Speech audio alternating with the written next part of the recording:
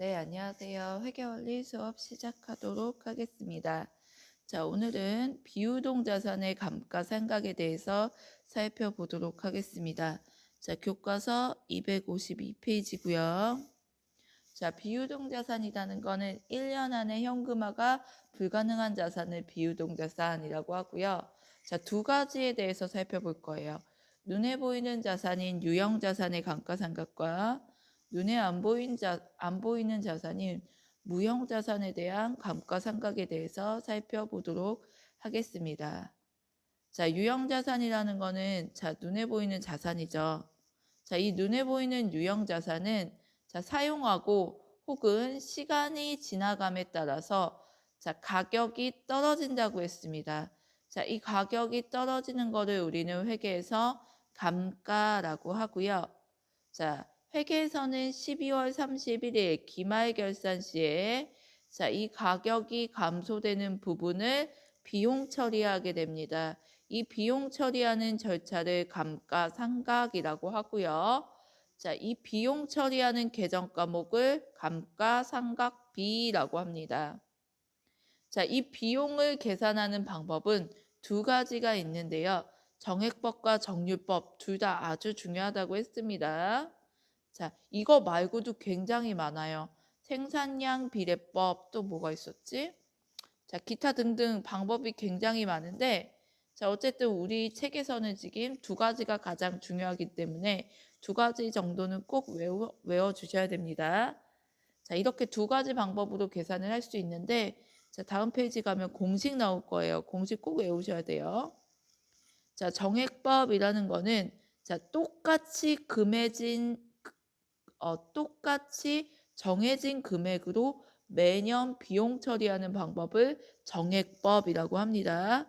자, 유형자산의 장부금액에서 매년 같은 금액으로 감가상각비를 회계 처리하는 방법을 정액법이라고 하고요. 자, 매년 같은 금액을 회계 처리하기 때문에 직선법이라고도 합니다. 자, 정액법은 그래서 그래프가 나오는데요. 자, 여기가 감가상각비고요. 가끔 자격증에 나올 때가 있어요. 자, 이쪽이 시간이에요. 자, 매년 항상 내용연수에 걸쳐서 똑같은 금액으로 감가상각비를 회계 처리하기 때문에 이런 직선의 그래프를 가지게 됩니다. 자, 그래서 직선법이라고도 부르고요. 자, 공식 굉장히 중요합니다. 외워주셔야 돼요. 자, 정액법의 감가상각비는 내용연수를 취득 원가에서 반대로 얘기할 뻔했다. 자, 잔존가치를 빼고요. 자, 취득 원가는 내가 산 금액, 잔존가치는 내용연수가 다 끝난 후에 다시 팔았을 때 남는 가격이에요. 남는 가격. 잔존가치 빼고 나누기 내용연수를 하면은 정액법의 가치가 감소되는 감가상각비가 나옵니다. 자, 정률법은 정해진 퍼센테이지로 가치를 감소시키는 방법을 정률법이라고 하는데요. 자, 유형자산의 취득원가에서 감가상각 누계액을 빼고요. 자, 이걸 우리는 짧게 장부금액이라고 합니다. 자, 장부금액에서 정률이라는 일정률을 곱해서 감가상각비를 계산하는 방법을 정률법이라고 합니다. 자, 얘는 알 필요 없고요. 이건 구하는 방법 안 나와요. 얘가 중요합니다. 얘가.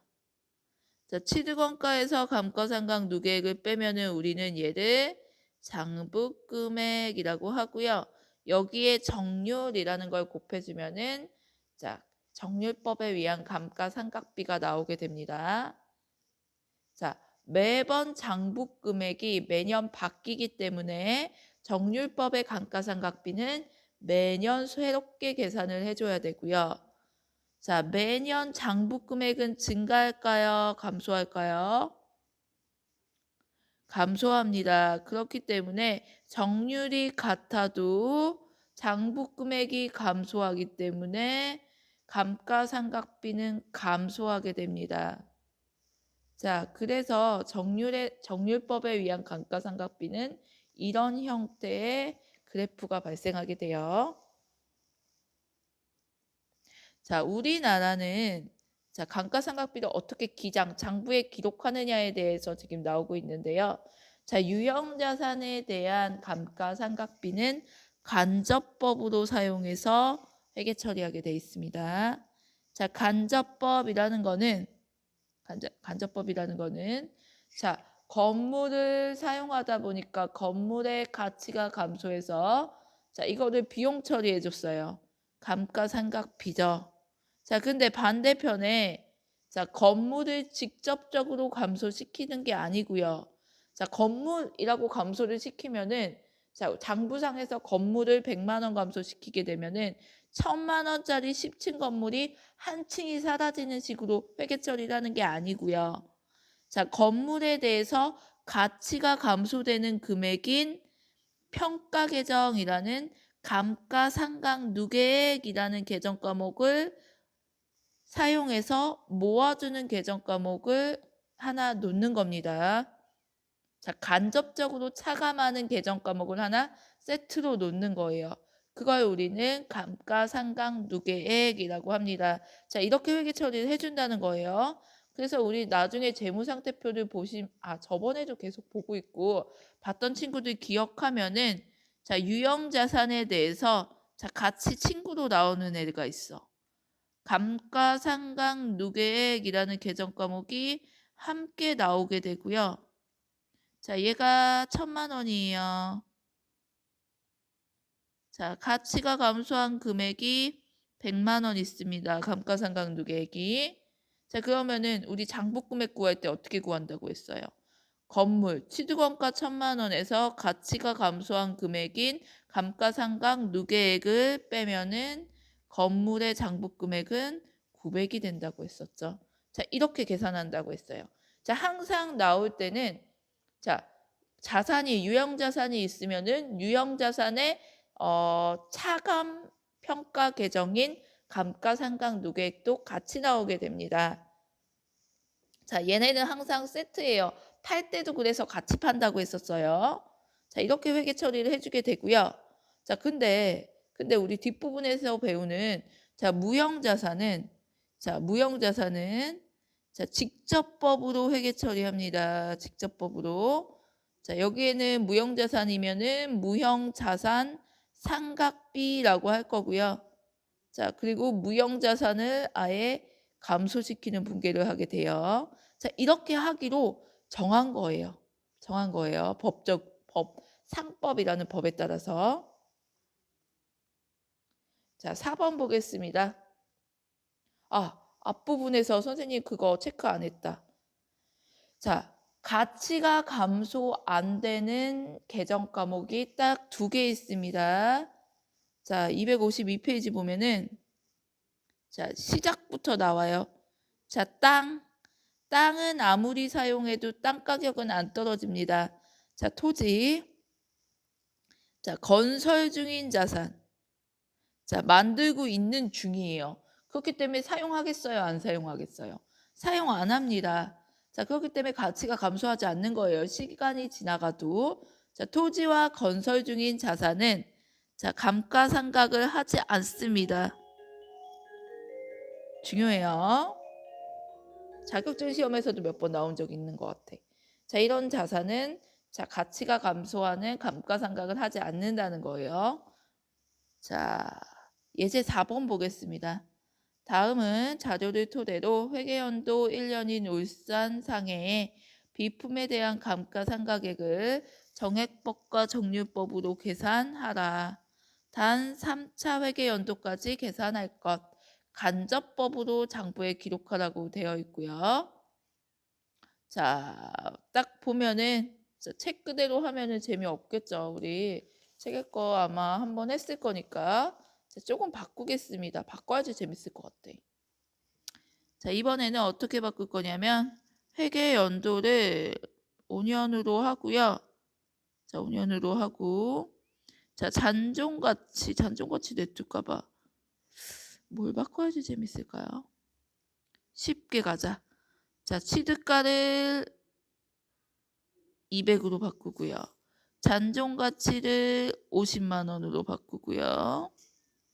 내용 연수를 그러면은 몇 년? 3년으로 바꾸겠습니다.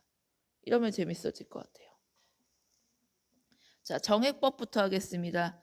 자, 정액법은 한 번 감가상각비를 계산하면은 내용 연수 사용하는 기간 동안 계속 똑같은 회계 처리를 하면 되는 거예요.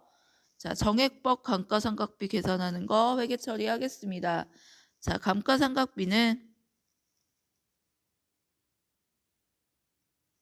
자, 취득원가 얼마? 200만 원 빼기 잔존가치 50만 원.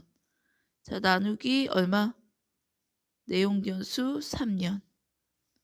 자, 약분되죠? 150만 원 나누기 3. 1년의 가치가 감소되는 금액은 얼마예요? 50만 원. 자, 그러면은 자, 만약에 내가 이때가 2017년이에요. 2017년에 샀어. 자, 12월 31일 날 자, 일기 때 분계입니다. 감가상각비 비용으로 50만 원을 회계 처리해 주는 거고요. 자, 직접적으로 비품을 감소시키는 게 아니고요. 비품에 대한 감가상각 누계액. 자, 여기 비품이라고 아예 써 있으니까 나도 쓸게요. 자, 50만 원. 자, 이렇게 회계 처리하는 거를 우리는 정액법이라고 하고요. 자, 이렇게 회계 처리한 다음에 2기 2018년도 12월 31일에도 똑같은 분계 처리를 해주게 되고요. 2019년도 12월 31일에도 똑같은 분계 처리를 해주게 되는 거예요. 자, 그러면은 3기 때를 한 다음에 자, 보면은 자, 3기 때까지 하면은 자, 비품에 대한 장부 금액은 얼마가 되겠어? 잔존 가치인 50만 원밖에 없을 거고요. 자, 그리고 비품에 대한 감가상각 누계액은 얼마가 되겠어요? 150만 원이 되겠죠. 자, 그러면은 장부 금액은 얼마가 돼? 아, 100. 선생님 잘못 생각했어요. 자, 비품은 계속 200만 원 똑같을 거고요. 감가상각 누계액이 150 같이 될 거고 장부 금액은 계산하면 50만 원이 되겠죠. 50만 원이. 자, 이런 게 정액법입니다. 정액법. 자, 계산해서 내용 연수 사용할 수 있는 기간 동안 매년 똑같이 감가상각비를 회계 처리해 주는 방법을 정액법이라고 하고요. 자, 정률법 보겠습니다. 정률법. 다 지워야 돼 한번. 자리가 없으니까. 자, 정률법 계산식 생각해 볼게요. 간단합니다. 장부금액 곱하기 정률이에요. 정률. 자, 감가상각비는